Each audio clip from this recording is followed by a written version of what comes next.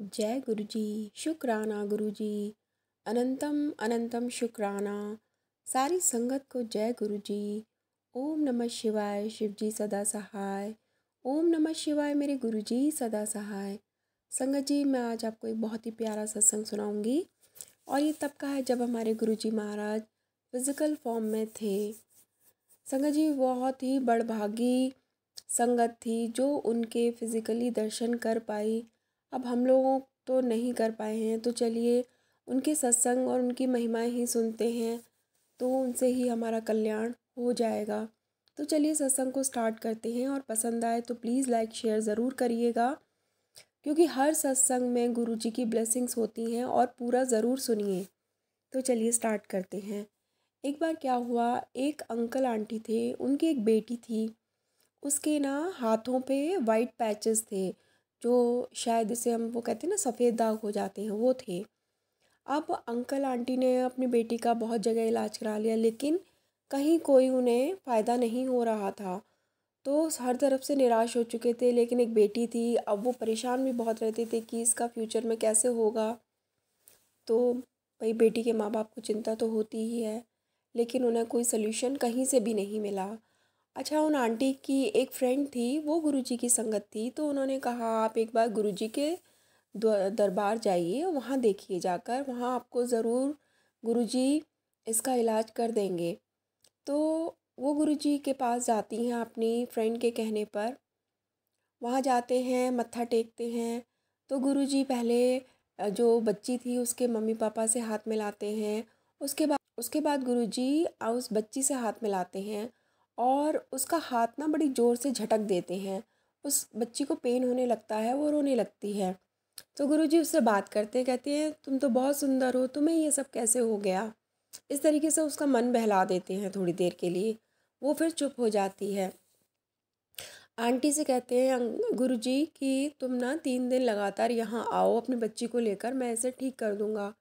Aunty कहती हैं कि हम 3 दिन तो नहीं आ सकते, हमें वैष्णो देवी जाना है। तो गुरुजी कहते हैं तो जाओ फिर वहीं ठीक करवा लेना। आंटी समझ जाती हैं, वो गुरुजी से माफ़ी मांगती हैं, कहती हैं कि नहीं गुरुजी, हम वैष्णो देवी फिर चले जाएंगे, हम 3 दिन यहाँ लगातार आ जाएंगे।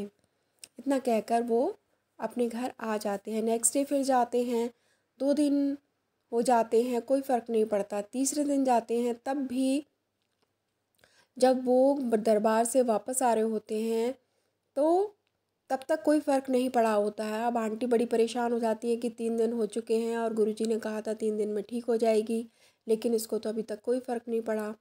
अब जब वो तीसरे दिन दरबार से वापस आ रहे होते हैं तो गुरुजी उनसे हाथ मिलाते हैं, अंकल आंटी से, और फिर बेटी से भी हाथ मिलाते हैं और कहते हैं कि कोई नहीं, तेरा अभी दूर नहीं हुआ ये दुख, तो तू मुझे मेरे पास अगली बार आना, मैं तब दूर कर दूँगा। इतना कहकर गुरुजी उस लड़की से हाथ मिलाते हैं और उसको जाने के लिए कह देते हैं कि अब तू जा, अगली बार आना, तब मैं तेरा ये तकलीफ़ दूर कर दूँगा।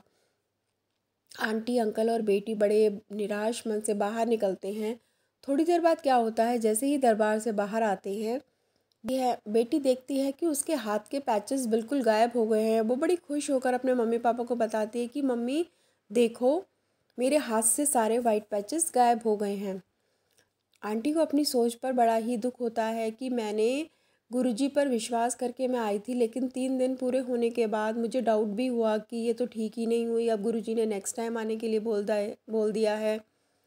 तो संगत जी, बात सिर्फ विश्वास की है। आप अगर गुरुजी के पास जा रहे हैं तो प्लीज़ पूरा विश्वास करके जाइए, अदरवाइज़ मत जाइए।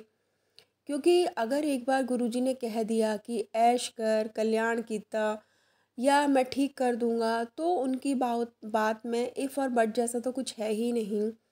वहाँ से आप ठीक होकर ही आओगे। लेकिन हमारे गुरुजी जो हैं, उनके ब्लेस करने के तरीके इतने अनोखे हैं कि हम लोगों को वो चीज़ें समझ में नहीं आती हैं। तो मन में डाउट तो आपको ज़रा भी नहीं रखना है कि यहाँ से हम निराश लौटेंगे। निराश तो हम उस दरबार से लौट ही नहीं सकते हैं। तो जय गुरु जी, शुक्राना गुरु जी।